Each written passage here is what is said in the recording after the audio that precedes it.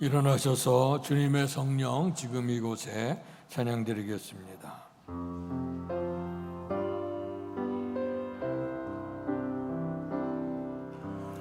주님의 성령 지금 이곳에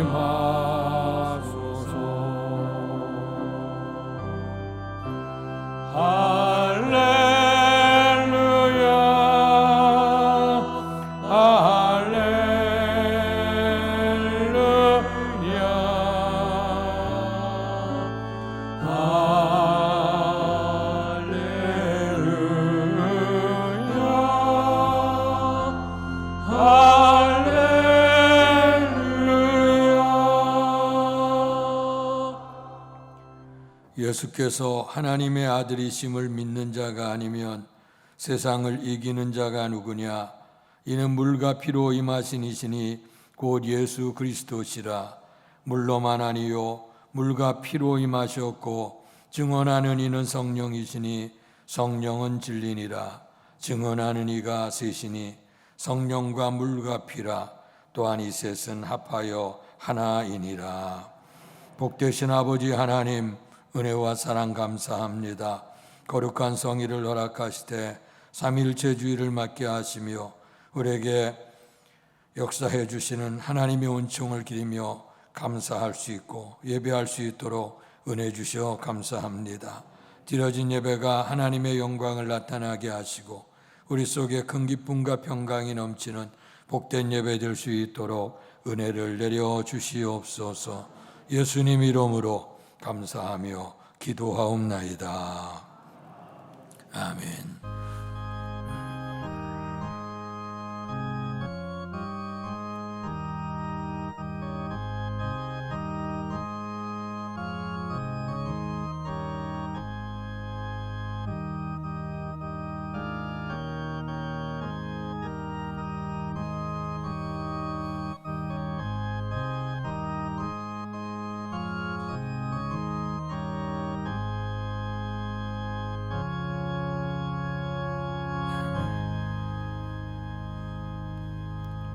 찬송가 10장 전능왕 오셔서 찬양 드리겠습니다.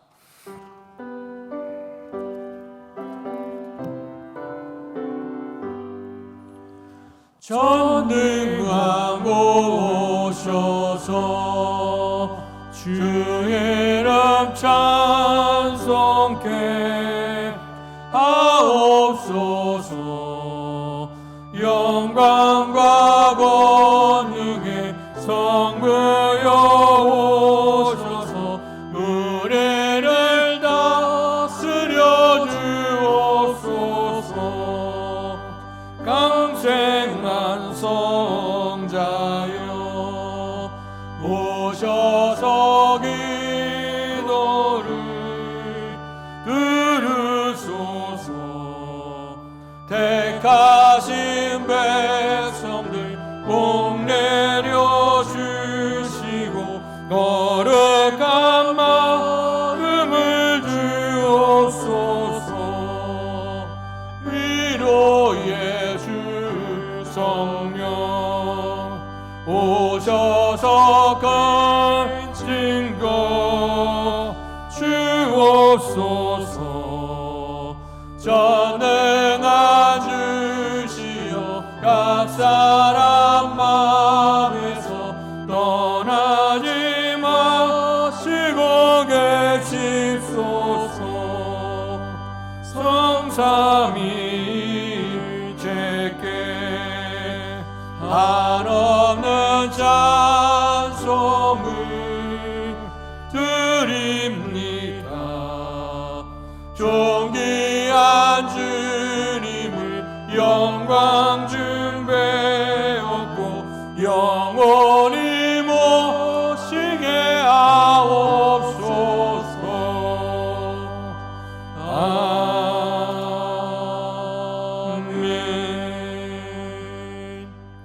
교동문 137번 삼위일체를 교독하겠습니다.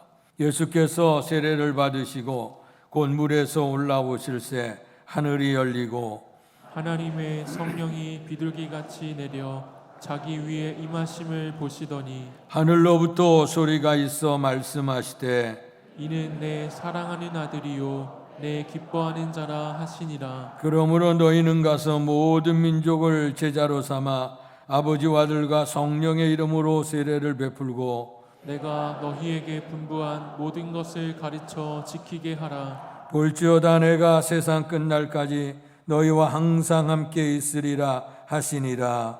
몸이 하나요 성령도 한 분이시니 이와 같이 너희가 부르심의 한 소망 안에서 부르심을 받았느니라. 주도 한 분이시요 믿음도 하나요 세례도 하나요 하나님도 한 분이시니 곧 만유의 아버지시라. 만유 위에 계시고 만유를 통일하시고 만유 가운데 계시도다. 아멘. 사도신경으로 우리들의 신앙을 고백하겠습니다. 전능하사 천지를 만드신 하나님 아버지를 내가 믿사오며 그 외아들 우리 주 예수 그리스도를 믿사오니 이는 성령으로 잉태하사 동정녀 마리아에게 나시고 본디오 빌라도에게 고난을 받으사 십자가에 못 박혀 죽으시고 장사한 지 사흘 만에 죽은 자 가운데서 다시 살아나시며 하늘에 오르사 전능하신 하나님 우편에 앉아 계시다가 저리로서 산 자와 죽은 자를 심판하러 오시리라. 성령을 믿사오며 거룩한 공회와 성도가 서로 교통하는 것과 죄를 사하여 주시는 것과 몸이 다시 사는 것과 영원히 사는 것을 믿사옵나이다. 아멘. 성경 6장으로 하나님께 영광 돌리시겠습니다. 목소리 높여서 주 찬양하여라. 영광과 권세와 존귀와 위엄이 오늘이 다스리시는 만왕의 왕께 돌려라.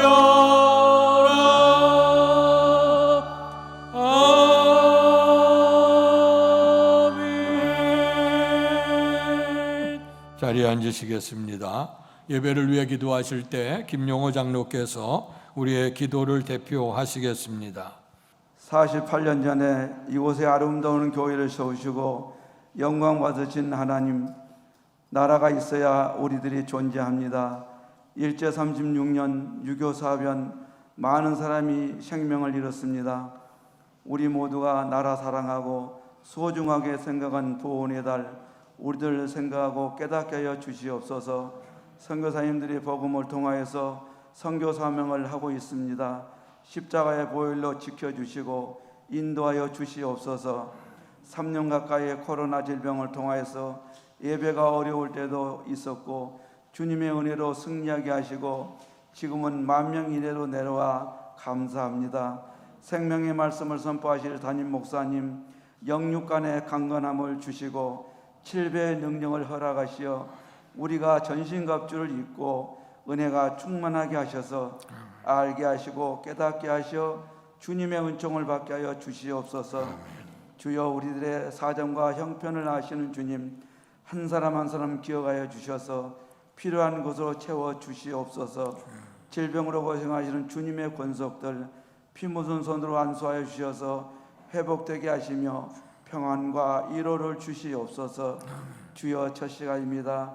말씀과 은혜로 축복하사 악의 세력을 물리쳐 주시고 오직 주님의 영광만 나타나게 하여 주옵소서. 우리들의 삶 속에서 나라 사랑하시고 교회 사랑, 이웃 사랑할 수 있도록 도와주시옵소서. 죄악 속에서 우리를 구속하신 예수 그리스도 이름으로 감사하며 기도하옵나이다. 아멘. 하늘에 계신 아버지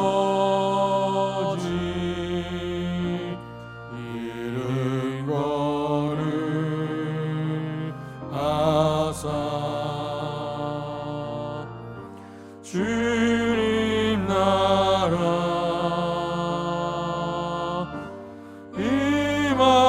임하시고 여시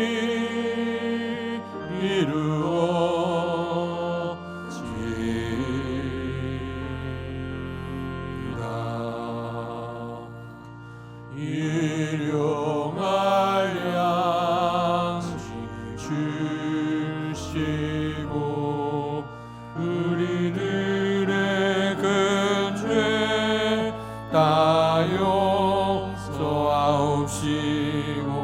또 시험에 들게 마시고 악에서 구원하소서.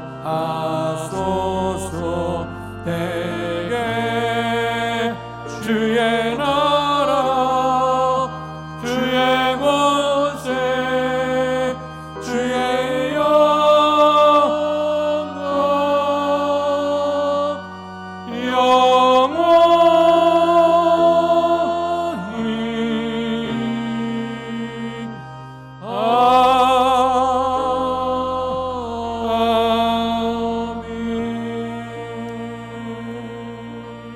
영원히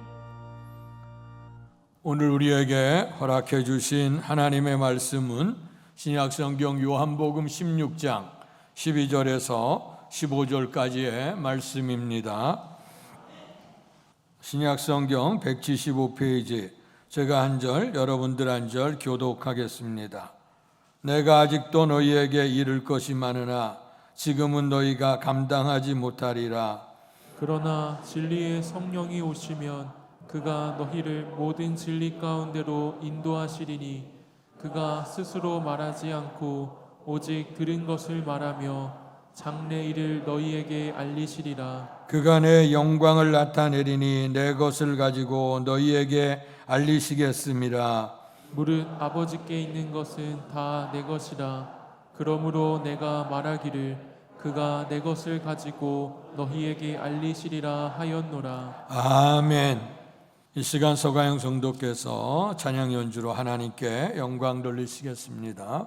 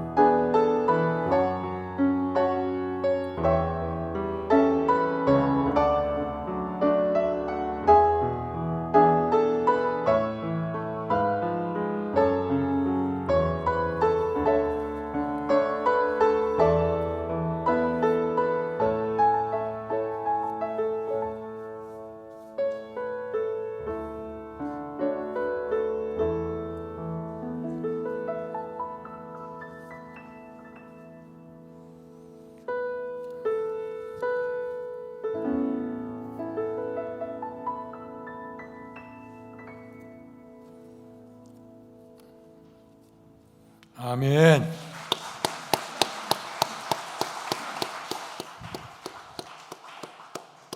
감사합니다. 모든 것이 은혜로다 고백하는 여러분들 위해 하나님의 풍성한 축복과 은혜가 넘칠 수 있기를 주님의 이름으로 축원합니다.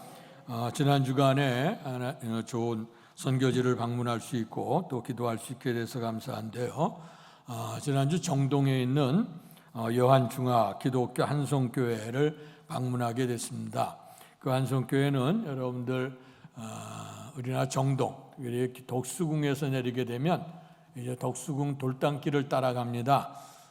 그 연인들이 굉장히 좋아하는 거리가 이제 그 거리인데, 근데 역사적으로 그 골목은 굉장히 중요한 그 유적들이 많이 있어요. 특별히 우리 기독교 감리교에서는 특별히 그 골목이 굉장히 중요합니다. 덕수궁 돌담길을 껴서 한참 가다 보면 왼쪽에 이제 우리나라 최초의 감리교인 정동제일감리교가 있고, 또 그 길 따라 올라가면 감리교 재단이 세운 이화학당들, 이화중학교 고등학교가 있고 유관승기념관이 있고, 또 오른쪽에 보면 이제 CCC 회관도 있고, 또 쭉에서 올라가다 보면 거기에 박물관 유적지들이 상당히 많아요. 그래서 요즘에는 그런 연인들뿐만 아니고 또 아이들을 교육하고자 싶은 많은 분들이, 부모님들이 아이들을 데리고 올라오기도 하고, 또 그래서 그 도로가 또 길거리가 아주 호젓하기도 하고 참 좋아요. 그래서 가게 되는데, 근데 그 길 따라 쭉 올라가면 거의 이제 오른쪽 끝에는 예전에 문화방송, MBC 문화방송이 있었던 자리가 있고, 그 바로 앞에 보면 한성교회라고 하는 교회가 있습니다.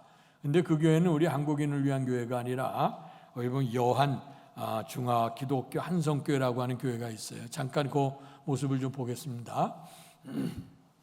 여한중화 기독교 한성교회. 근데 여기 앞에 여한이라고 붙였는데, 보통 이제 외국에 나가 있거나 외국 들어와 있는 사람들이 얘기하게 될 때 제한, 제중, 제미 이렇게 얘기하거든.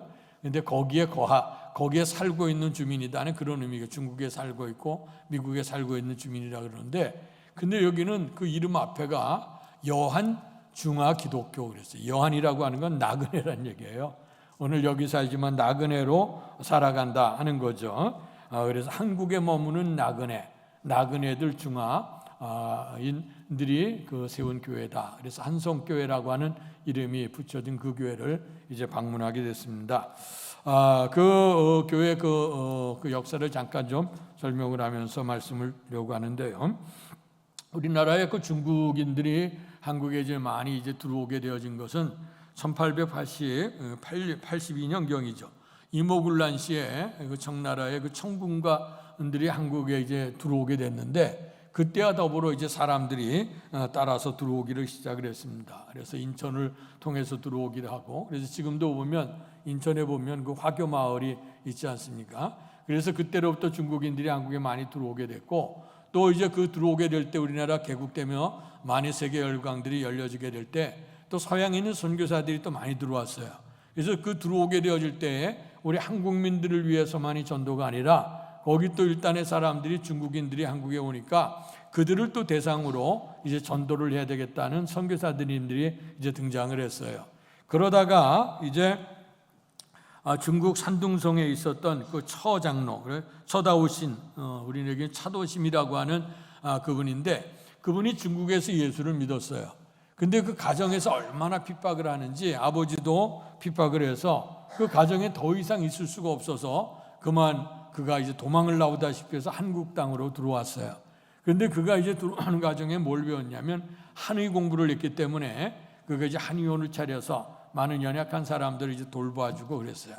그러다 이제 미국으로부터 1912년경에 이제 그 선교사들이 들어오기 시작했는데, 그분하고 이분을 만났어요. 그러니까 이 자도심이라고 하는 분은 이제 중국에서부터 예수를 믿고 와서 한의원을 차리면서 오는 사람들에게 병을 고쳐주는 것보다도 예수의 복음을 그렇게 증거를 했어요.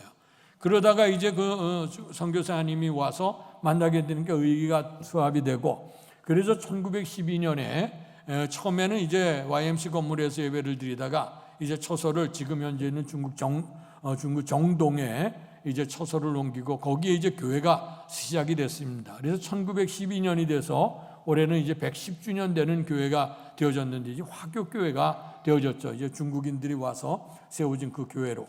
그러다가 이제 그 다음에 왕장로라고 하는 분이 또 거기에 들어가게 되는데, 이분은 건축가였어요. 건축가가 돼서 우리나라 초대 그 근대에 좋은 건축물들이 그분을 통해서 건축이 되는데, 그래서 아주 훌륭한 건축물을 남기게 됐고, 그래서 이제 한의원을 하고 있었던 이 훗날의 장로님이 되고, 그다음에 이 건축가였던 그 왕장로님이 또 이제 투합이 되고, 그래서 그들이 그 왕장로님이 그 한의원에서 나오는 그 모든 수익들, 그다음에 또 이제 건축가로 하면서 큰 건물들을 한국에 이제 그 근대 가옥들을 많이 졌는데, 이름 있는 가옥들을 졌죠. 그 가옥들을 지었던 나오는 그 수익들을, 그것을 헌금들을 해서 교회가 세워지기를 시작했어요. 그리고 또 교회를 또 운영하는데 그분의 두 분들의 공로가 굉장히 지대하게 컸습니다. 그 당시 이제 그러면서 한국으로 많은 중국인들이 오게 돼서 화교들이 오게 될 때 그 나이 거의 한 8만 명 정도 되는 화교가 한국에 들어왔답니다. 근데 이제 한국 사회는 화교들이 잘 정착을 못했어요. 동남아시아 여러분들 여행 가거나 선교지 가보면 알지만, 동남아시아의 모든 나라들의 대부분 경제를 가지고 있는 사람들, 기업을 움직여 나가고 기업이 힘이 있으니까 또 정치도 움직여 나가는 사람, 대부분의 사람들이 화교들입니다. 뭐 말레이시아, 필리핀 뭐 할 것 없이 거기 보면 거의 다 돈 많은 사람들이면 경제, 그 나라 경제를 좌지우지하는 데는 그 화교들이 많아요. 중국 화교들.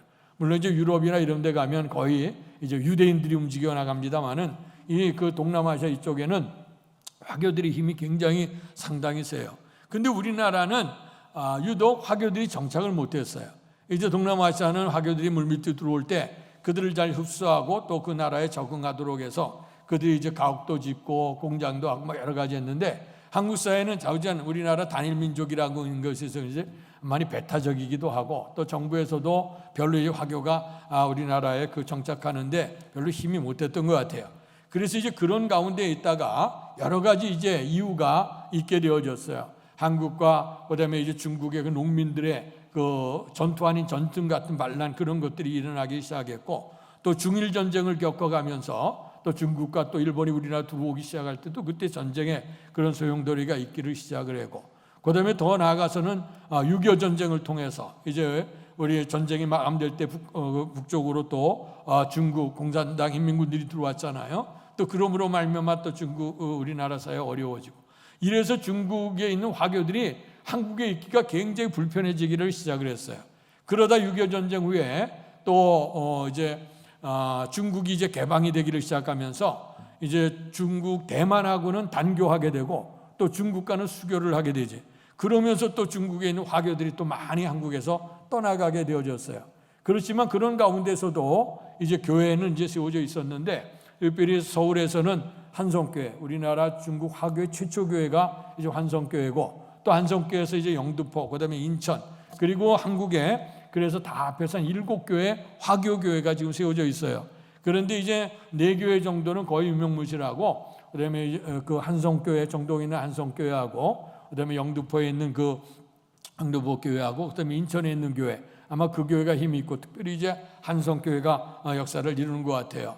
근데 그 한성교회를 그 유전명 목사님이라고 하는 분이 1978년도서부터 40여 년을 이제 담임을 하셨어요. 젊은 나이에 들어와서 그렇게 하고, 그다음에 그 시대 속에 시대가 굉장히 어려웠잖아요. 중국과의 관계도 어렵고 대만과의 관계도 어려운데, 근데 이제 중국에서 화교들이 유입됐던 그 사람들이 대부분 다 어디로 빠져나가냐면 대만 쪽으로 빠져나갔어요. 그래서 이제 거긴 대만하고 관계가 있게 되고, 그래서 그 한성교회는 그 교회 하나만 화교들을 위한 교회가 아니라 그 외교적으로도 중국과 그다음에 대륙과 그다음에 대만에 있는 그 연결되어지는 그런 많은 그런 외교적인 문제, 또 정치적인 문제나 또 선교적인 문제, 이런 문제들이 속에서 그 유전명 목사님과 한성교회가 굉장히 크다란 역사를 이제 이루게 되어졌죠. 자, 그러다가 이제 그 대만과 절교가 되고 또 중국과 이제 수교를 되면서 이제 중국에 있는 사람들이 많이 들어오기를 시작했죠. 우리나라 조선족도 들어오고 중국의 한족들도 들어오는 가운데 기독교인들도 있고, 또 그다음에 기독교는 아닌 사람들도 복음을 전해야 될 그런 사명들이 있고, 그러니까 그 한성교회에서 이제 중국 선교를 위한 선교회가 조직이 되어졌어요. 그래서 이제 중국 선교를 하게 되는데, 특별히 중국이 개방이 되어지면서 이제 많은 선교사들이 가서 선교를 하게 될 때 한국 선교 훈련도 받아야 되고, 또 중국 언어도 이제 배워야 되는데요. 그래서 선교회가 많이 활성이 됐죠. 저도 이제 오래된 얘기입니다만은 신학교 다닐 때 우리 친구가 이제 중국 선교를 작정을 하고 이제 준비를 할 때 그 한성교를 다녔어요. 그 한성교를 다니면서 선교를 리더를 하고 선교 공부를 하고 또 언어 훈련을 하면서 이제 그러다가 한날은 이제 중국 대만 선교사로 지금 가서 오랫동안 선교를 하고 있죠. 근데 그분이 우리 친구는 이제 대륙 선교를 희망으로 삼아서 이제 중국이 개방이 되면서 대륙으로 건너야 되겠다고 생각을 하고 그다음에 대륙이 열리지 않아서 우선으로는 대만으로 갔는데 이 친구가 굉장히 활동적이고 그러다 보니까 대만에서 너무 큰 유명 인사가 됐어요. 그래갖고선 중국에 가고 싶어도 못 들어가면 이 생활 전체가 다 드러나고 이러기 때문에 그래서 이분은 어쩔 수 없이 대만에서 지금 목회를 선교를 하고 있는데요. 이제 그래서 제가 그 친구 쫓아서 같이 기도회 모임, 선교회 모임도 이제 참여를 하고 가끔 이제 들러서 기도도 했고 이제 중국 대륙이 열려지면서 이제 우리가 어떤 선교적 비전을 가질까 이제 그 신학교 때 이제 기도하면서 했던 적이 나옵니다. 근데 이제 그 교회를 이제 왜 방문하게 되어졌냐 하면 그래서 지금도 이제 많은 그 초창기 때는 중국 선교를 가는 분들이 거기를 통해서 언어 훈련을 하고 문화 훈련을 하고 그래 갔어요. 그래서 중국의 많은 선교, 어문 선교회나 또 중국 선교회 많은 분들이 이제 거기를 기반으로 해서 신앙을 다 올라가서 그 유전명 목사님이 굉장히 훌륭한 역사를 이루게 됐죠. 근데 이제 그분이 이제 2018년, 17년, 18년에 70이 넘으셔서 은퇴를 해야 되는데 은퇴는 이미 했어요. 근데 후임자가 정해지질 않았어요. 목회자를 어떤 분을 세워야 되느냐. 이제 중국을 아울러야 되고 대만을 다뤄야 되고 화교나 이런 데서 잘할 수 있는 좋은 인물이 세워져야 되는데 세워지질 않아갖고 또 왜냐하면 또 목회자들도 많지도 않고 또 대부분 다 목회자들이 다 빠져나가고 이래서 이제 그런 가운데 있었어요. 그래서 4, 5년 동안 은퇴하신 그 노 목사님이 계속 목회를 하셨어요. 자, 그러다가 이제 어떤 일이 있게 됐냐면 이제 다음 사진을 좀 보여주시죠. 예, 여기가 이제 그 앞에 거는 이제 중국 그 선교 그 안성교회가 세워진 100년 되는 때에 그 부흥회를 했던 그 기념 부흥을 했던 그 장면이고요. 은혜는 똑같아. 성령은 하나라고 아까 말씀 교독했던 것처럼 정말 그 하나 같아요. 그다음에 넘겨보세요. 자, 여기 보면 우리 왕서 목사님, 우리말로 왕서고 중국말로 왕루이인데 왕루이 목사님이 그 옆에 오른쪽에 십자가 밑에 있는 분이 유전명 목사님이고 원로 목사님이시고 이분 앞에서 이제 교우들 앞에서 이제 목사 안수를 받기 위해 이제 선서하는 거예요. 그래서 목회 문답을 하는 장면이고 그다음에 이제 중국 선교회를 관여하시는 담임 목사님, 그다음에 어문 선교회 각 중국 선교회에 있는 그 목사님들이 와서 그분의 이제 안수를 하는 겁니다. 그다음 장 보시죠. 예, 그래서 이제 안수 두 분이 이제 부부가 있게 되어지고 그다음에 양쪽 둘은 우리 같이 이제 선교하는 선교 목사님인데요. 자, 이제 이 왕서 목사님의 안수식 때문에 이제 거기를 이제 참여하게 됐습니다. 근데 이 왕루이 목사님은 어떻게 돼서 우리가 알게 되냐면 우리가 이제 제가 20여 년 전부터 이제 중국 선교를 이제 관여하기 시작했는데 그 당시 이제 안디옥 선교라고 하는 선교회 한 2년 전에 우리 코로나 이때 모시지 못하기 이전에 백향목 선교사님이 저녁에 오셔서 한번 교회에서 우리가 말씀을 나눴던 적이 있는데요. 이제 그 백향목 선교사님이 의정부 지방에서 이제 선교사로 중국으로 파송이 됐어요. 중국이 개방되면서. 근데 가서 중국에 가서 어떤 일을 해야 될지 그거는 아직 잘 정해지지 않고 일단 들어가서 어학을 준비를 하고 그다음에 선교를 하려고 하는데 그 학교에서 누구를 만나게 되냐면 이제 상해나 이쪽에 있던 어떤 학생이 올라와서 공부를 하다가 좀 북경에서 공부를 하는데 이 선교사님 백선교사님이 언어를 배우면서 그다음에 중국인들에게 만나는 사람마다 이제 전도를 했어요. 근데 전도를 하다가 그 청년을 만났는데 그 청년이 그 한국에서 온 선교사님이 있는데 이 선교사님을 만났다고. 그때 초창기 때는 선교사라고 하는 이름을 내기 어려울 때거든요. 아직 중국 개방이 되고 가장 싫어하는 것이 기독교고 선교사이기 때문에 이름은 낼 수 없는데 전도를 하다 보니까 그렇게 됐어요. 그래서 그 양반이 자기의 고향 방학이 돼서 자기 고향으로 돌아갔어요. 그 상해에 가서 교회 지도자를 만났습니다. 교회는 누구냐면 삼자교회가 있고 지하교회라고 하는 가정교회가 있어요. 삼자교회는 국가에서 운영하는 교회라 거기서는 이제 예수님 이름을 하지만 국가의 가르침에 대해서 이제 해야 되는 그런 원칙을 가진 것이고, 그다음에 여기 말고 복음으로 하나님을 섬겨야 된다고 하는 그런 입장으로 지하교회라고 하는 가정교회들이 이제 세워지는데, 근데 이분은 누구냐면 이제 거의 100세가 가까운 노 목사님을 만나게 됐는데, 그 목사님이 과거에 중국이 이제 그 중국의 공산주의로 문 닫기 이전에 복음 선교 활동했던 초대에 남은 몇 사람만, 그 당시 뭐 열 몇 명의 좋은 그런 하나님의 사람들이 있었는데 그 사람 중에 한 사람이에요. 이제 이분을 만났는데 이분이 그러냐? 그럼 내가 그 선교사님을 만나봐야 되겠다. 그래서 항에서부터 그 중국까지 그 거의 뭐 연세가 많으신 100세 가까운 그분이 올라와서 이 선교사님을 만났어요. 만나면서 이제 얘기를 하기를 중국가 개방이 됐지만 예전에 중국 개방이 되기 전에 그 기독교인들이 있었는데 다 흩어지게 되고, 또 지금 이제 문이 열려지게 되어져서 복음은 있지만 그도 가정교회들이 세워지긴 하지만 그 목회자들이 신앙훈련이 잘 안 됐다. 그러니까 이제 우리를 신학교를 좀 세워줬으면 좋겠다. 근데 그 신학교는 대부분 이제 선교사님이 가서 일정한 기간에 문 열고 단기로 공부를 시키고 이제 그렇게 신학을 훈련했는데, 이제는 그렇게 하지 말고 합숙을 해서 이들에게 좀 신학교를 좀 세워줬으면 좋겠다. 그렇게 하고, 두 번째는 그다음에 그들이 현재로 현장에서 목회를 하고 있는 목회자들이 있는데 평신도에서 은혜를 받고 그리고 나서 교회를 섬기기 때문에 성경은 좀 알아도 읽었어도 은혜도 있지만 신학적인 훈련이 안 돼서 교회를 어떻게 세워야 되고 또 이런 하나님 말씀 어렵게 가르쳐야 되고 이런 것에 대해서 굉장히 미비하니까 그들을 위해서 교육을 시켜줬으면 좋겠다. 그러니까 두 가지예요. 하나는 신학교를 세워서 신학생을 양성해서 목회자를 해달라고 하는 것이고, 두 번째는 이제 그 졸업하거나 그다음에 현재 있는 목회자들을 좀 잘 훈련시켜서 좋은 목회자를 세워줬으면 좋겠다. 그래서 일을 해줄 수 있겠냐 하니까 선교사가 저 혼자 할 수는 없고 저를 파송한 선교회가 있으니까 가서 물어보겠다.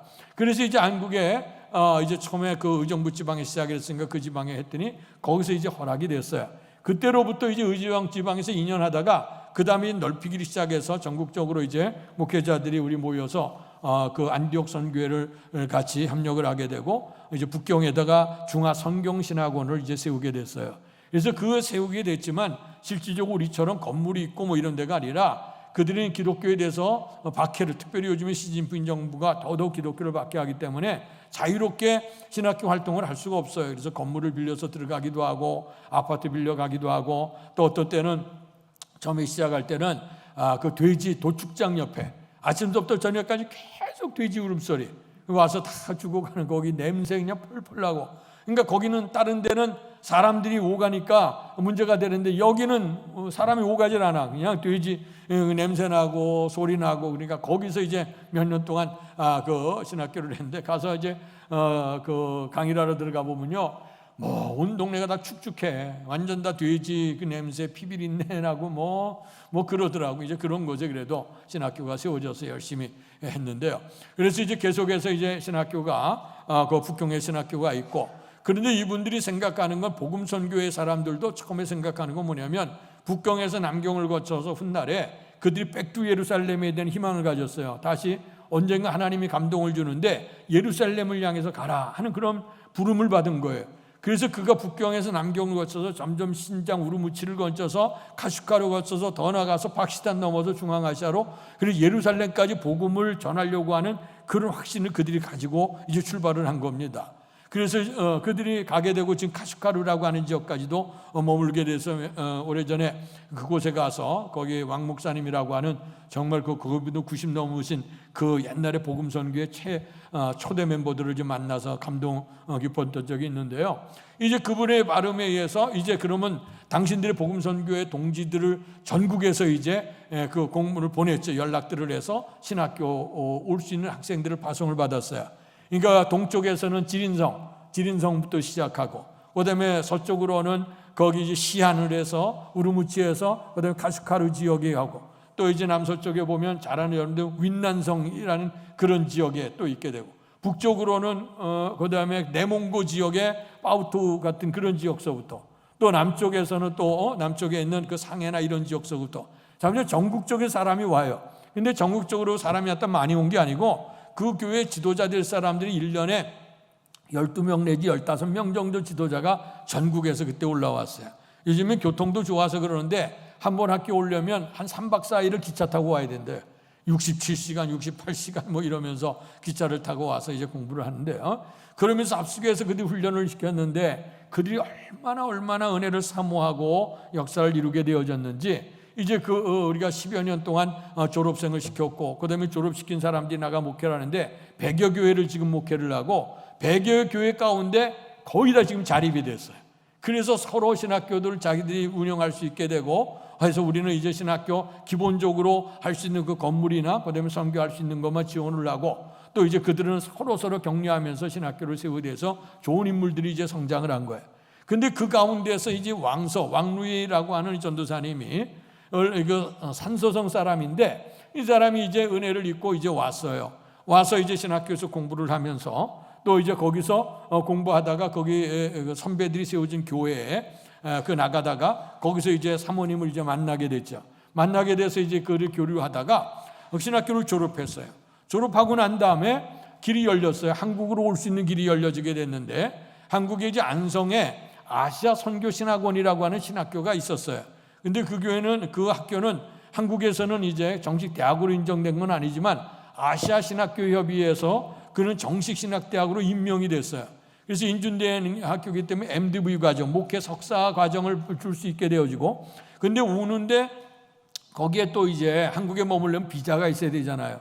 그래서 하나로 평택대학교 신학과가 있는데 그 평택대학교가 원래는 이 정동에 그 피어선 신학교라고 하는 신학교가 있었어요. 예전에 선교사들.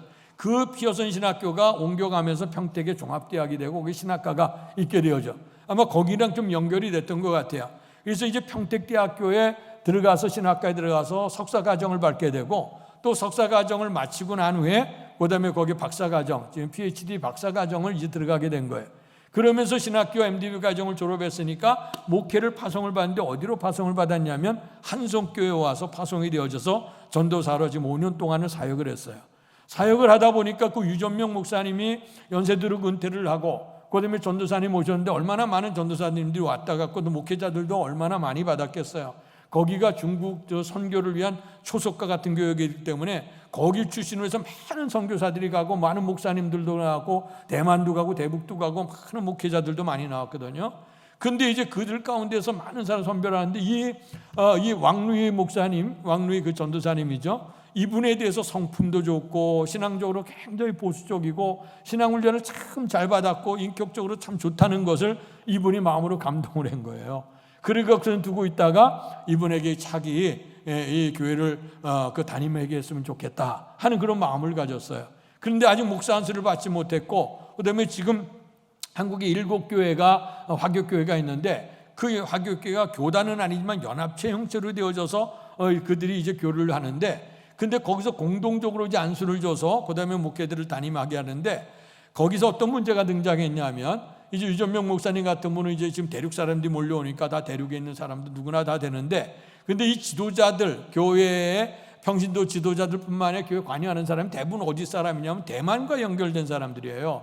그러니까 기왕이면 담임자가 대만 사람이 됐으면 좋겠다 하는 그런 것으로 또 의견이 이제 분분해지는 겁니다. 그러나 담임 목사님이나 다른 거기에 있는 7교회 그 지도자들 목사님들 가운데는 이 왕루임 전도사님 참 훌륭하니까 우리가 안수를 줘서라도 이분을 담임하게 했으면 좋겠다는 이런 움직임이 이제 1, 2년 전부터 나온 거예요. 그러다 보니까 목사 안수 문제가 나서 우리 선교에게 연락이 왔죠. 유전명 목사님이 우리 지금 여러 가지 그런 부분이 있으니까 우리 한국교회에서 좀 목사 안수를 주면 좋지 않겠느냐. 그래서 우리가 이제 회의를 하고 그래요. 그러면 우리 선교회 이름으로 목사 안수를 줍시다. 그런데 그 주는 것보다는 중국 교회니까 중국에서 목사를 안수를 주고 그렇게 해야 더 사역이 좋지 않겠느냐. 그래서 우리는 언제든지 줄 수 있으니까 그러나 우리는 기다리겠다. 그랬더니 마침 그 교회에서 연합이 돼서 이번에 지난주에 이제 목사 안수를 받게 된 거예요. 그 목사 안수를 받게 돼서 목사 안수를 하게 되는데 그다음에 그 축사를 하시고 또 격려사를 하시고 설교하시는 모든 분들이 아직 확실하게 담임 목사로 정해지진 않았는데 하는 모든 내용이 다 그런 내용. 유전명 목사님 내가 이제 무거운 짐을 벗게 됐다 그런 얘기를 하시고 또 다른 분들도 이제 대륙 선교와 이 대만 선교와 이론해서 이 전도사님이 잘 준비되어졌다 이러면서 그에게 격려를 하는데 이제 기도하기를 제가 또 여러분들 이 얘기를 듣는 건 좀 기도해 달라고 하는 거. 그러면 중국에 얼마나 많은 중국 출신의 선교사들이 있고 목회자들이 있고 또 중국 그 한성교를 통해서 훈련되어진 사람도 굉장히 많은데 유독 우리가 20년 전부터 우리 선교회가 이름도 날리지 않았어요. 다 이제 이름 없이 밑도 없이 뒤에서 섬기는 분들만 이제 선교를 했거든요. 그래서 일주일마다 목사님들이 전공 과목 가지고 가서 한 과목을 그냥 일주일 내내 가르치고 또 빠져나오고 또 가르치고 빠져나오고 이제 그런 것을 가르쳐서 이제 훈련을 시켰는데 그 수많은 목회자들 가운데 이 왕루이 목사님 뭐 북경 사람도 아니에요. 아주 그 산소정의 시골 사람이에요. 그런데도 불구하고 하나님의 은혜로 말미암아 이렇게 되어졌어. 그래서 이제 중국 분들의 마음이 좀 녹아져서 앞으로 대륙 선교를 하고 많은 사람들이 몰려오게 되면 이 교회가 어쨌든 중심교회가 되는데 이제는 바꿔서 대만에 있는 뿐만 아니고 대륙에 있었던 출신이 이렇게 하는 것도 중요하다. 근데 앞으로 넘어가야 될 산이 너무 많아요. 대만으로 와서는 비자가 종교 비자로 나올 수 있어서 연장할 수가 있는데 이제 대륙 사람이기 때문에 종교 비자로 나오기가 참 어려워요. 왜냐하면 중국에서 허락을 받고 나게 이런 것들도 이제 넘어야 될 첩첩산진의 문제가 있어요. 근데 이제까지 도우신 하나님의 은혜가 있다면 이 길도 아름답게 열려지리라 믿고요. 어쨌든 간에 우리가 힘써서 기도하고 또 우리가 협력해서 세웠던 이 전도사님이 이제 중국 대륙 선교의 초석이 될 수 있고 전초 기지가 될 수 있는 그 여한 중국 기독교의 한성교회 담임이 될 수 목사 안수를 받고 담임으로 준비된다고 하는 것이 너무나도 귀한 일이고 감격스러운 일이었어요. 아무쪼록 여러분들 같이 기도해 주시기를 주의 이름으로 축원합니다. 이것이 다 누구의 역사일까? 하나님의 역사라고 하는 거예요. 그래서 오늘 지난 주간에 성령 강림절기고 성령 강림절기 첫 번째 주일을 우리가 삼위일체 주일이라고 합니다. 삼위일체라고 하는 얘기는 성부, 성자, 성령이 하나가 된다는 얘기인데 근데 이 얘기가 설명하기가 굉장히 어려워요. 근데도 오늘 어려운 얘기인데도 왜냐면 말로 하면 쉬운 건데 이걸 구체적으로 어떻게 이게 증명한다고 하는 것이 굉장히 어려워. 그럼에도 불구하고 기독교가 처음에 세워질 때 삼위일체라고 하는 이 믿음을 고백하는 교회는 정독교회가 됐고 삼위일체 신앙을 거부하는 교회들은 다 이단교회가 됐어요. 오늘날에도 이단교회가 너무 많이 흥행하죠. 코로나 바이러스 감염증이 시작되면서 우리가 보지도 못해 듣지도 못했던 이단들이 막 튀어나오고 이런 일들이 굉장히 많았잖아요. 그런데 예전에는 이단들이 자기 이름들을 다 감췄어요. 감추면서 조용히 그렇게 들어왔다가 그 다음에 그랬는데 이제는 이단들이 공공연하게 지금 내놓고 있거든. 그래서 이제 뭐 조선일보 같은 데도 있고 아직 최대 일간지 같은 데 뭐 일주일에 한 번씩 광고들이 나오는데 이단 집단들, 그다음에 구원파 이단들, 뭐 신천지 이단, 뭐 여러 가지 그런 이단들이 계속해서 지금 광고가 나가고 있어요. 또 어떤 경우 유튜브 같은데 설교를 듣다 보고 방송을 듣다 보면 분명히 이제 그 중국으로부터 온 그 이단들도 있고요. 또 한국에서 있는 것도 이단. 이런 이단들이 오늘 그 공공연하게 유튜브에 나와 있어서 잘못하면 그 들어가다 보면 은혜롭다고 들어가다 보는데 들어가 보면 그 이단이 하게 되는 것들도 상당히 많아요. 그리고 한국에 있는 이단은 이단하고 되어 있는데 외국에서는 정말 훌륭한 기독교인이라고 해서 뭐 대통령 뭐 이런 나라에서 크다란 집회하는 이단들도 한국 사람들 가운데 상당히 많아요. 그러니까 이럴수록 우리가 더욱더 깨워서 정통교단 신앙이 뭔가 확실히 알고 믿음으로 살아야 될 것 같은데요. 그런데 이단들이 대부분 처음에는 몰래 조용히 들어와요. 여기 혹시 이단 계시나 모르겠네. 있으시면 손 한번 좀 들어보십시오. 처음에는 조용히 들어오더니 열심히 신앙생활해. 교회도 섬기고 선교회도 섬기고 열심히 해. 그러면서 툭툭툭툭 교회에 대한 불만을 얘기하기 시작해. 목회자에 대한 불만, 교회에 대한 불만, 성도에 대한 불만. 그러면서 이 불만하기 시작하면서 여기 좋은데 성경 공부할 때가 있다고, 하나님의 진리를 할 때가 있다고, 그리고 다른 데서는 안 가르쳐 주는 건데 여긴 정말 그 확실히 잘 쪼개는 그런 데가 있다고. 그런데 이제 다니게. 그래서 그 매주를 모이면서 다니는데 일정한 기간을 다닐 때 절대로 여기 다닌다고 얘기하지 말라 그래. 교회도 얘기하지 말고 누구한테도 얘기하지 말래. 일정한 기간 다닐 때까지. 그러다가 이제 그 다음에 그들이 열심히 하는 신앙처럼 보이다. 그 다음에 사람들이 묶어지기 시작하면 교회에다 대항을 하기 시작하고. 그리고 정통교회들이 굉장히 어려움을 당하게 되고 또 당회나 역회 때 임원들을 세울 때 나와서 또 그들이 행세하기도 하고 또 교회 뭐 산에 관해서도 역사. 그래서 한국교회가 지금 이단에 의해서 얼마나 많은 폐해들을 보는지 지금 말도 못해. 그렇기 때문에 우리가 특별히 삼일체주일은 정말 우리가 하나님을 믿는 믿음의 진리에 대해서 우리가 확실히 아는 것도 중요하다. 근데 이것이 잘 설명이 안 돼. 그래서 그 미국에서는 어린아이들에게 삼일체를 가르치기 위해서 교회 학교에서 주로 이런 예화를 많이 썼대요. 어떤 이제 공사하는 사람이 공구함을 들고 가는 거예요. 공구함이 있는데 어떤 사람은 이제 파이프가 고장 났다, 어떤 사람은 뭐 밸브가 고장이 났다, 또 어떤 때는 전기줄이 고장 났다. 이렇게 되면 공구함에서 필요한 대로, 뭐 우리에게 벤치가 필요하면 벤치, 뭐가 필요하면 망치가 필요하면 그 필요한 대로 꺼내서 쓴다는 거예요. 삼일체를 그렇게 설명을 했어요.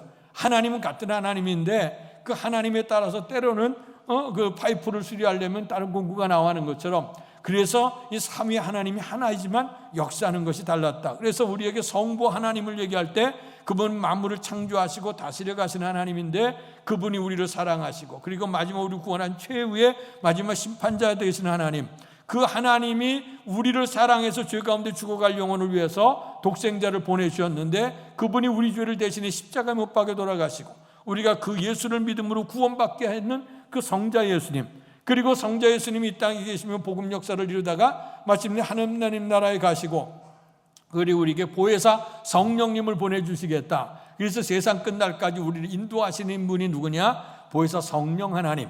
그래서 성부, 성자, 성령 삼위일체가 하나님 한 분이시다. 그런데 우리는 그분에 대해서 어떤 분은 예수님께 기도해야 돼, 하나님께 기도해야 돼, 갈등할 거 없어요. 우리 기독교, 우리 한국교회는 주여, 주님 이 단어가 있어. 그러니까 우리가 주여 읽을 때 성부, 성자, 성령을 다 같이 부른다. 우리가 이렇게 생각하고 믿음의 고백을 하면 좋겠다. 이렇게 생각을 합니다. 그래서 이제 성령 강림 첫 번째 절기가 되고 특별히 삼일체 주일인데, 그러면 보혜사 성령님이 오셔서 우리의 삶 속에 어떻게 역사를 하느냐 하는 것이에요.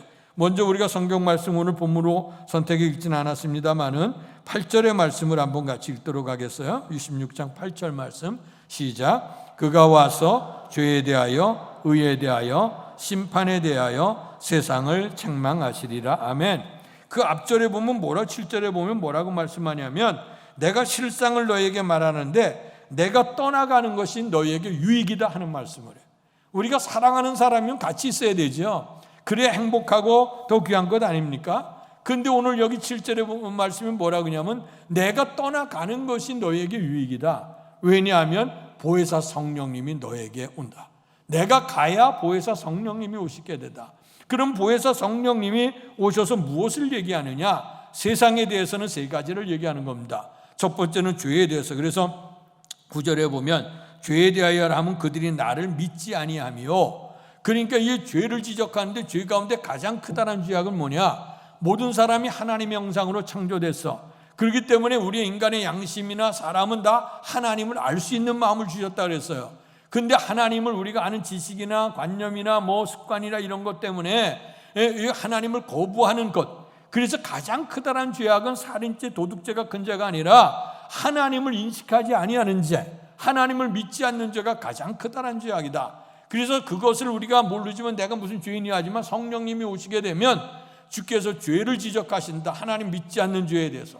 두 번째는 의에 대해서. 내가 스스로 의롭다고 생각하지만 그러나 예수님께서 이 땅에 오신 것은 십자가를 지어서 피를 흘려셔서 우리가 죄인이었던 인생이 의로워지는 것, 스스로 의로울 수가 없어. 예수님의 십자가 공로로 말미암아 의롭게 되어진다고 하는 것을 말씀하신다는 것. 그러니까 인간의 공로를 세울 게 없다는 겁니다. 오직 하나님의 은혜로 의로 구원을 받는다는 거예요. 그리고 마지막으로는 심판에 대해서. 이 세상 임금이 심판을 받았다. 세상의 임금은 누구냐면 악한 마귀 사탄을 얘기하는 겁니다. 이 악한 마귀는 끊임없이 하나님의 택한 백성을 미혹해서 끄집어내려고 하는 것이 사탄의 역사거든요. 예수님까지도 그는 십자가에 못 박고 무덤 속에 들어갈 때 사탄은 이겼다, 승리했다고 생각했지만 3일에 주께서 부활하셨거든요. 그래서 악한 마귀의 일을 멸하셨어요. 뿐만 아니라 계시록에 보면 다시 주님이 오시게 되어질 때 악한 사탄의 무리 속에 있는 자들, 음료, 바벨론, 귀신들, 이런 모든 이들이 다 어디 가냐? 무저갱 속으로 다 들어간다. 그것을 얘기해서 마지막에 악한 마귀가 멸하게 될 것을 얘기합니다. 그래서 보혜사 성령님이 오셔서 하시는 일은 세상에 대해서는 너희에게 죄가 뭐냐? 의로운 삶이, 옳은 삶이 무엇이냐? 구원받아서 의롭게 된다고 하는 게 뭐냐? 그리고 마지막에 세상에 대해서 책망한다. 책망이라고 하는 단어 속에는 깨닫게 한다고 하는 단어가 들어있어요.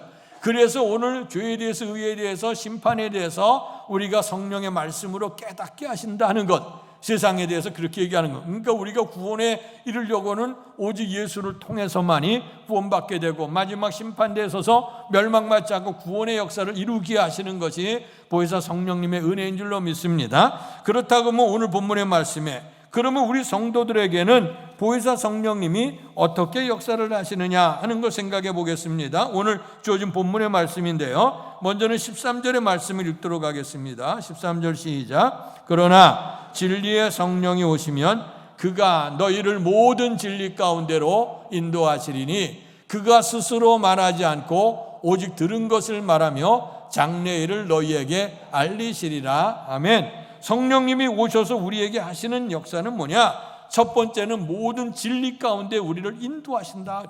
성령님은 우리를 인도하시는 거예요. 어디로 인도하시냐? 진리 가운데. 길과 진리와 생명 되신 그 길로 인도하시는 분이 보혜사 성령님이에요. 어느 목사님의 설교를 들었는데 그 설교 속에서 그분 목사님의 아버님의 간증이 있더라고요. 그분이 어떤 6.25 전쟁 후에, 전쟁 때인데 이제 군인들이 많이 모자라야 되니까 이제 다 징집 명령들이 났다는가 봐요. 각 지역에서 면에서 이제 그 소환장을 돌리며 지금 다 그 젊은이들이 일어나서 대구로 다 집결하라고 하는 소환장이 나왔어요. 그렇게 되면 오늘 같으면요, 전쟁이 일어났으니까 뭐 소환장 아마 보냈다 그러면 거기 갈 사람 거의 없을 거예요. 전쟁에 가면 다 죽가 도중에. 근데 그 당시에는 그래도 순박했어, 한국 사람. 그러니까 뭐 산에서 들에서 일하던 그런 남자분들이 이제 서로 꾸역꾸역 모여서 이제 대구로 가기로 시작했어요. 처음에는 홀로 출발했지만 가다가 2사람 모이고 3사람 모이고 4사람 모이고 가는데 가는 길이 점점 이제 험난해지기 시작을 했다는 거예요. 대구까지 가는 길이. 예, 이제 북한이 내려왔지. 그 다음에 또 낙동강에서 대구, 이제 그 잘 알잖아요, 그 역사. 이제 그렇게 되니까 힘들어지는데 사람이 점점 모여지는데, 근데 한참 갔는데 어느 젊은 군복 입은 젊은 군인이 딱 나와서 이제 여러분들 오시는데 수고 많았다고, 내가 여러분들이 가는 게 너무 힘드니까 좋은 지름길로 인도하겠다고 이제 그 어느 사람이 와서 얘기를 하더라는 거예요. 그랬더니 그 얘기를 듣고 사람들이 거기서 분분해지기 시작했어요. 우리의 명령은 이 길을 따라서 그 대구로 집결하라고 하는 명령이고, 이 젊은 사람이 와서 멋진 군복 입고 와서 우리 지름길로 인도하니까 어느 길로 갈까 이렇게 얘기했다는 거예요. 근데 이 아버지뿐만 아니고 대부분 사람이 순박하게 운전한 사람들은 우리가 날마다 가던 길이니까 그 길로 우리가 가야지 하면서 가는 사람이 있었고, 또 많은 사람이 또 이제 젊은 군인을 쫓아갔다는 거예요. 이제 가서 시간이 지나서 이분들이 대구에 딱 도착을 했는데 희한하게 젊은 군인을 쫓아갔던 사람들이 하나도 오지 않았다는 거예요. 겨우 몇 사람이 이제 와서 얘기를 하는데, 하는 얘기가 뭐냐면 그 젊은 군인이 공산당 인민군이었다는 거예요. 그래서 가다가 그들이 그 있는데 가서 사람들 다 처형해서 죽었다는 거예요. 그래서 가지 못했다는 거죠. 오늘 성령님이 우리를 어디로 인도하냐? 진리로 인도한다네. 사망의 길로 인도하는 게 아니라 생명의 길로 인도하시는 분이 보혜사 성령님이다. 그래서 우리는 인도자를 잘 만나야 돼. 성령님 우리의 지도자가 되시고 인도자가 되어주시고 우리에게 때로는 상담자가 되어주시고 때로는 우리를 위로하시는 그 위로주가 되시는 그 모습이죠. 두 번째, 성령님이 무엇을 얘기하시느냐? 그가 스스로 말하지 아니하고 오직 들은 것을 말하며 장래일을 너희에게 알게 하시리라. 사람들은 다 미래가 불안하잖아요. 다 계획을 갖는다 할지라도 죽음이라고 하는 문턱 앞에서 모든 사람이 다 무너져 내리지 않습니까? 오늘날 이렇게 꽉 첨단의 시대를 살아가면서 점쟁이들이 왜 이렇게 많습니까?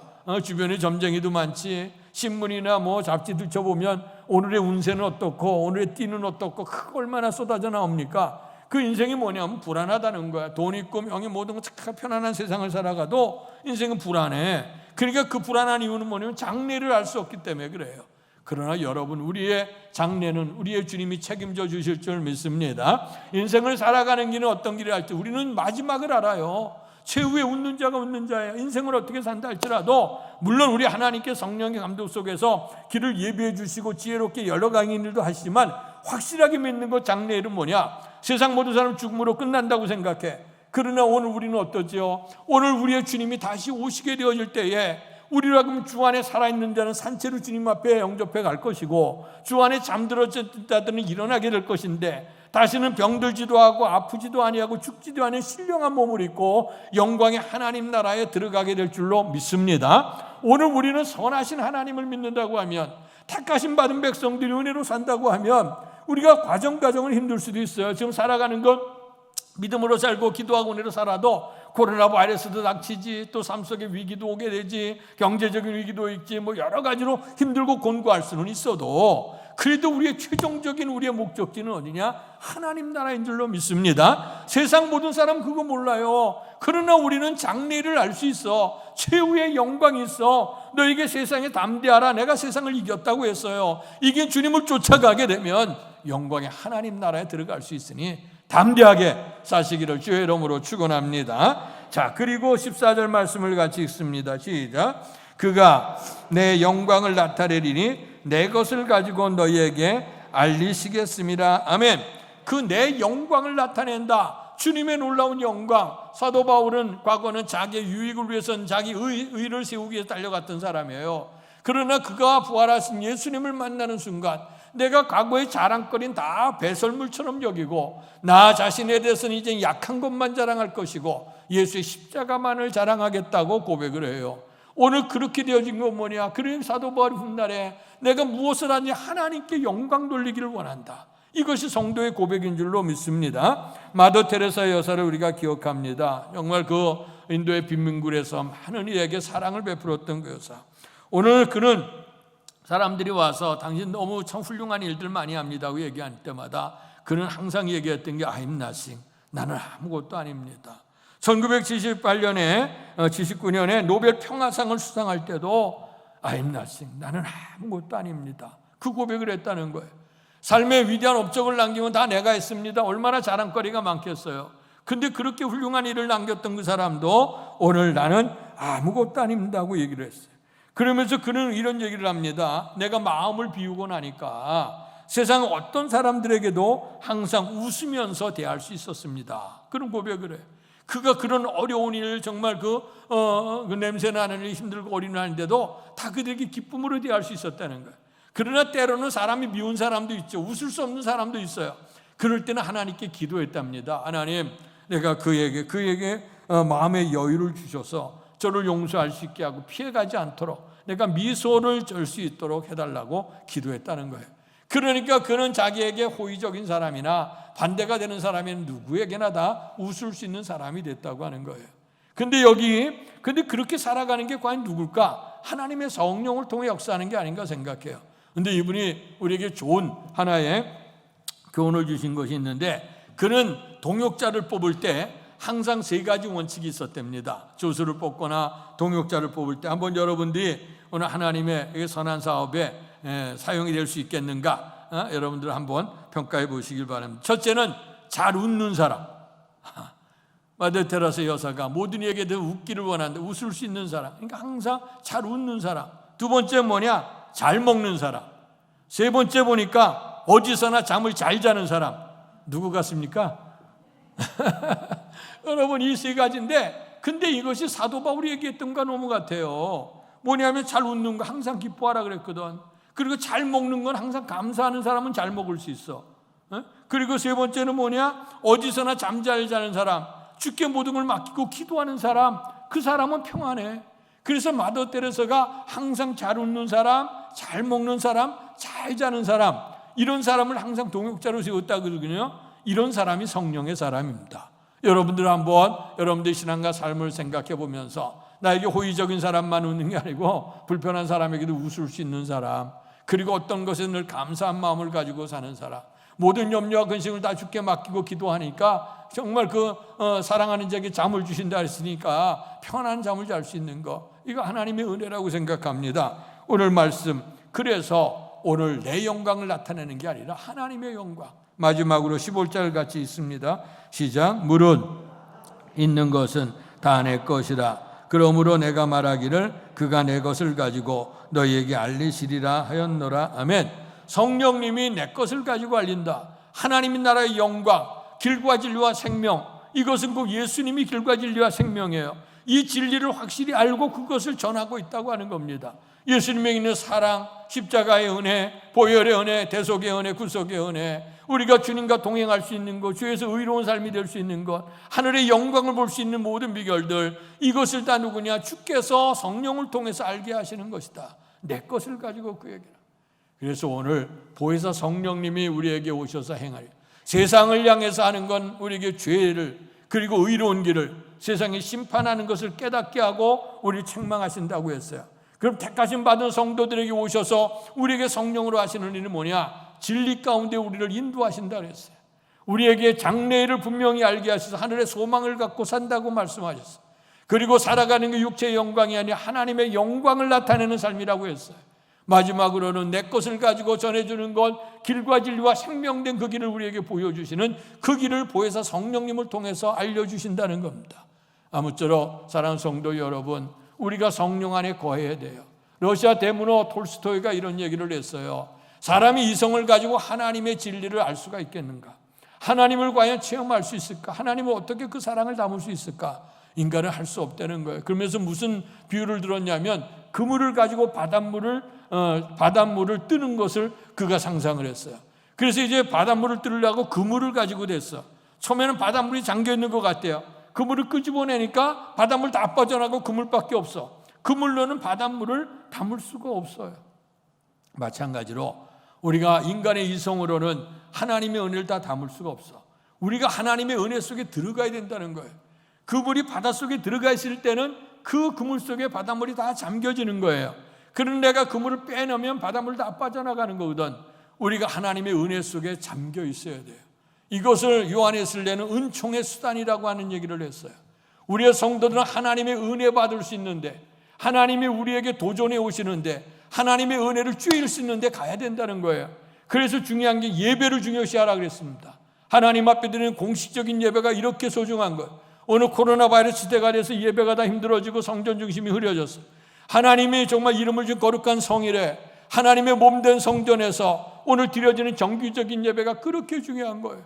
기도 생활이 중요하다 그랬습니다. 우리가 일상적인 생활 속에 주님과 더불어 기도하는 게 중요해요. 특별히 우리는 매일매일 새벽 기도회마다 하나님의 말씀을 나누고 은혜를 사모할 수 있어 얼마나 감사해요. 수요 예배를 통해 우리가 말씀을 연구를 해요. 또 매일 생명의 양식을 나눠드려서 여러분들에게 말씀을 가지고 늘 묵상할 수 있도록 한 거, 하나님의 은혜에 비춰지는 데 나가야 돼. 은혜를 우리가 주임을 받아야 된단 말이에요. 그래서 예배나 기도 생활이나 그리고 우리가 성전을 가까이 하는 거나 그리고 항상 우리가 은혜로 말씀 생활을 가까이 하는 거, 이게 은총의 수단이라고 그랬어요. 하나님의 은혜를 받는 이 수단 가운데 하나가 이런 사실이라고 그랬어요. 그래서 오늘 우리가 영성으로 하나님의 은혜 속에 들어가야 하나님의 은혜를 받을 수 있다고 하는 겁니다. 근데 우리가 우리 인간으로 하나님을 땡기려고 하면 그게 되는 것이 아니라 그렇게 얘기를 했어요. 어떤 분은 그런 얘기했어요. 내가 교회 10년, 20년 이렇게 다니다 보면 어영부영 다니지만 다니다 보면 언젠가 벼락 맞을 날이 오겠지. 성령의 벼락, 은혜 받을 날이 오겠지. 이렇게 얘기하는 분들도 있어요. 내가 자네 마루라 심막법 붙잡고 왔다 갔다 하는데 하나님 나에게 은혜 주시겠지. 물론 그런 우리의 마음을 가진 분들도 상당히 있어요. 근데 그분이 뭐라고 얘기했냐면 그 비율은 우리가 진짜 벼락 맞을 비율보다도 부족하다 그랬어요. 그러니까 힘들다는 거예요. 그러니까 우리는 하나님의 성령의 충만함을 잊기 위해서는요, 은혜를, 내가 왜 은혜가 없어, 왜 믿음이 어떤 분은 가끔 저한테 와서 정말 답답한 얘기하는 분 계셔요. 은혜가 안 된다는 거야, 믿음이 안 생긴다는 거야. 왜 그런지 그분 보면 기도 생활, 예배 생활 별로 안 해. 그러면서도 은혜, 다른 사람들 은혜 받아 이 생각만 해. 안 해. 오늘 웨슬레가 얘기했던 은총의 수단에 나가요. 은혜 햇빛을 비치려면 그 어둠 속에 묻어 있으면 안 돼요. 토굴 속에 있으면 햇빛 못 받아. 햇빛 비치는 대로 나가야 된단 말이에요. 하나님의 은혜를 받을 수 있는 데 나가야 돼요. 예배 생활 나와야 돼요. 기도 생활 해야 됩니다. 성전 중심으로 살아야 됩니다. 그리고 말씀을 묵상하면 은혜로 살아야 돼요. 이런 것이 있게 되어질 때에 하나님의 성령이 벼락처럼 두들길 때도 있지. 이런 생활 하지 아니하고 그냥 은혜가 나에게 벼락처럼 떨어질 거라, 이건 천만의 말씀이라는 거예요. 그래서 우리가 성령의 은혜를 우리가 늘 사모해야 돼요. 그리고 하나님의 은총의 수단, 은혜 받을 수 있는 자리를 늘 사모해야 돼. 그럴 때 우리의 주님께서 성령을 통해서 우리로 하여금 진리의 길로 인도해 주시고 미래 확실한 장래를 확실을 갖게 해 주시고 그리고 우리의 살아도 죽어도 하나님의 영광을 나타내는 길, 마침내 하나님의 나라 들어갈 수 있는 주님의 길을 걸어갈 수 있는 저와 여러분이 될 수 있기를 주님의 이름으로 축원합니다. 복되신 아버지 하나님, 성령 강림절기 특별히 삼일째 주일입니다. 성부, 성자, 성령의 놀라운 역사를 통해서 우리가 죄된 길에서 의로운 길로, 그리고 심판에 이르지 아니고 영광의 나라에 들어갈 수 있는 축복을 우리에게 주셔서 감사합니다. 보혜사 성령님을 우리에게 보내주시면서 진리의 길로 인도해 주심을 감사합니다. 또 성령님을 통해 장래를 깨닫고 확신할 수 있도록 은혜 주셔 감사합니다. 또 하나님의 영광을 나타내는 삶을 살아갈 수 있도록 은혜 주셔 감사합니다. 마침내 주께서 우리에게 가르쳐 주신 길과 진리와 생명 되신 주님을 쫓아서 하나님 나라에 들어갈 수 있는 길을 성령님을 통해 가르쳐 주셔 감사합니다. 소중한 진리를 놓치지 아니하고 항상 하나님의 은혜를 사모해서 은혜 받을 수 있는 자리, 햇빛을 맞을 수 있는 자리, 하나님의 은혜의 비춤을 받을 수 있는 자리를 사모하게 하셔서 또 그 자리에 나와서 하나님의 은혜를 받을 수 있고 성령 안에 살아갈 수 있는 축복자들이 다 될 수 있도록 은혜를 베풀어 주시옵소서. 예수님 이름으로 감사하며 기도하옵나이다. 아멘. 말씀을 생각하시면서 찬송가 192장 부르며 준비하신 헌금을 하나님께 봉헌하겠습니다.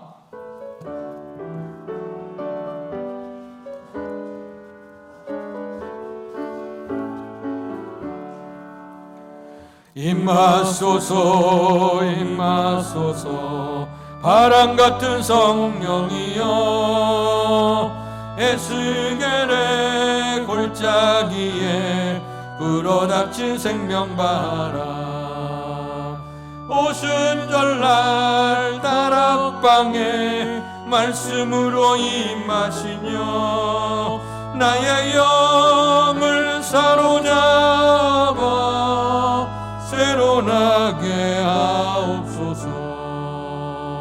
임하소서 임하소서 불과 같은 성령이여 불의 열어 임하셔서 진리 알게 하시옵고 불세례를 베푸시어 죄의 뿌리 소멸하사 거룩하고 깨끗하게 변화시켜 주옵소서. 임하소서 임하소서 생수 같은 성령이여 거친 들에 샘이 솟고 사막에는 강 흐르고 생수 같은 주의 성령 폭포같이 부어주사 내 속에서 생명수가 흘러나게 일어나 선신하겠습니다. 임하소서 임하소서 기름 같은 성령이여 은혜로서 치료하고 사랑으로 싸매시어 나의 영광 나의 삶이 강건하게 보존받아 어두운 세상 밝히다가 뚫림 받게 하옵소서. 복되신 아버지 하나님, 보혜사 성령님을 우리에게 보내주셔서 세상에서 죄를 또 깨닫고 의로운 길을 알게 하고 심판에 대해서 깨달음을 허락해 주심을 감사합니다. 그리스도 안에서 이제 진리로 우리를 인도해 주심을 감사하고 우리가 장래를 확신을 가질 수 있고 소망 속에 살아갈 수 있게 됨을 감사하고 우리가 모든 살아가는 삶의 목적 하나님의 영광을 나타내는 삶을 알고 그리고 주님의 것 길과 진리와 생명 되신 주의 길을 쫓아 하나님 나라 들어갈 수 있도록 우리에게 복을 베풀어 주시니 감사합니다. 이런 놀라운 은혜에 감사한 마음으로 오늘도 정성을 다해서 귀한 예물을 드리오니 하나님 기뻐 받아 주시옵소서. 모든 것이 다 주께로부터 왔다는 것을 기억을 하며 생업을 허락하시고 또 직업과 일터를 허락하신 하나님의 은혜를 기억하며 하나님께서 허락하신 물질 가운데 온전한 11조를 주 앞에 구별하는 성도들을 기억하시고 주님의 말씀대로 주의 창고에 저들의 11조를 들을 때 저의 창고를 책임져 주시겠다고 약속하셨으니 믿음대로 복을 받게 해 주옵소서. 범사에 감사하는 성도들 감사 제목마다 흠양해 주시고 감사 제목이 풍성해지도록 더 커다란 복을 베풀어 주시옵소서. 주일 헌금을 구별하고 선교 헌금을 구별하는 성도들, 주의 제단이 이곳에 세워지고 떨어진 이삭을 주 알곡으로 변화시킬 수 있는데 선교적인 사명을 잘 감당할 수 있는 물질이 되게 하시고 드려진 헌신이 되도록 축복해 주시옵소서. 또 특별한 마음으로 자원해서 또 하나님의 성전을 사랑하는 마음으로 또 사명을 사랑하고 또 가정의 문제와 또 기도 제목을 가지고 주 앞에 아래는 성도들마다 저들의 헌신도 하나님 기뻐 받으시고 기도 제목도 하나님께서 응답해 주셔서 풍성한 은혜가 넘치도록 복 내려 주시옵소서. 오늘도 하나님 앞에 예배를 드리기까지 모양 저 모양 봉사한 모든 성도들 그들의 손길들을 축복하시고 건강의 복, 생명의 복을 허락해 주실 줄로 믿습니다. 아름다운 성전, 아름다운 예배되기 위해서 강단비하로 영광을 돌리는 가정들 기억하시고 저들의 삶 속에 항상 예수의 향기가 날릴 수 있는 복된 삶이 되게 해 주옵소서. 성도의 찬을 제공하는 가정을 기억하셔서 정말 베풀릴 수 있고 나눌 수 있으며 행복할 수 있도록 축복해 주시니 감사합니다. 손길을 더욱더 복되게 하셔서 받는 자보다 주는 자가 더 복되다 했으니 더 복된 손길 되도록 도와주시옵소서.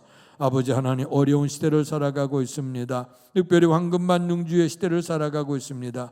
그러나 분명히 우리가 아는 것 생사복은 하나님이 주관하신다고 하는 믿음을 가지고 오늘도 성전에 와서 예배를 드리며 정성을 다해서 예물하는 모든 성도들마다 축복해 주셔서 삶을 살아가는데 경제적인 어려움 극복하게 해 주시고 또 하나님 앞에서 드리면서 베풀면서 나누면서 행복해 할 수 있도록 축복해 주시옵소서. 예수님 이름으로 감사하며 기도하옵나이다. 아멘.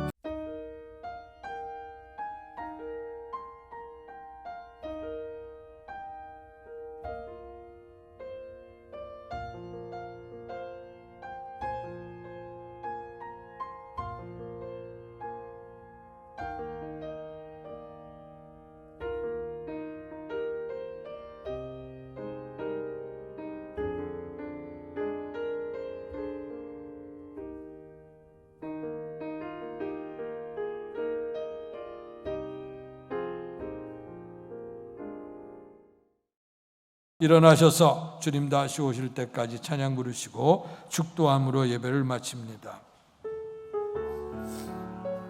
주님 다시 오실 때까지, 주님 다시 오실 때 나는 이 길을 가리라. 좁은 문 좁은 길,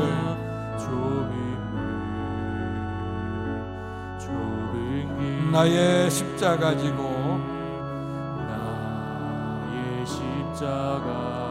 나의 가는 이 길 끝에서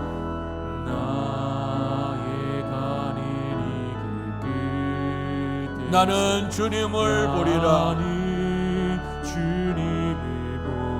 영광의 내 주님,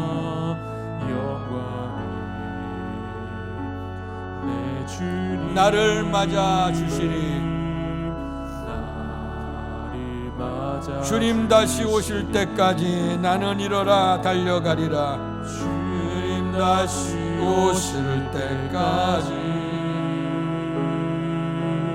나는 일어나 달려가리라.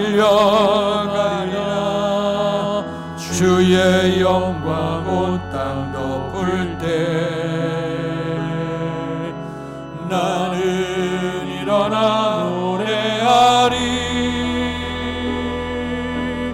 내 사모하는 주님, 온 세상 구주시라. 내 사모하는 주님, 영광의 왕이시라. 복되신 아버지 하나님, 은혜와 사랑 감사합니다. 주께서 복주시마 약속하신 날, 주께서 허락하신 주의 몸된 성전에서 정한 시간에 모여 하나님 앞에 예배할 수 있도록 은혜를 베풀어 주셔서 감사합니다. 삼위일체 하나님이 우리의 삶 속에 역사하셔서 우리의 삶을 진리의 길로 인도해 주시고 장래에 대한 소망을 갖게 해 주시며 살아서 하나님의 영광을 나타내는 삶의 목적을 갖게 해 주시고 최후의 승리에 하나님의 나라를 소유할 수 있는 그런 가르침을 우리에게 보여주셔서 감사합니다. 이 믿음을 잃지 아니하고 하나님이 기뻐하시는 길을 걸어가며 최후의 승리의 면류관을 얻을 수 있는 복된 삶이 될 수 있도록 축복해 주시옵소서. 이제는 우리 주 예수 그리스도의 은혜와 하나님의 극진하신 사랑하심과 성령님 감화교통 충만하신 역사가 성령의 충만함을 사모하며 살기를 결단하며 돌아가는 사랑하는 성도들 머리 위에와 가정과 사업과 자녀 위에 주께서 피주어 세우신 주의 몸된 교회와 이 나라의 민족과 우리를 통해서 역사하시는 세계 선교 현장 위에 이제로부터 영원토록 함께 계시기를 간절히 축원하옵나이다. 아멘.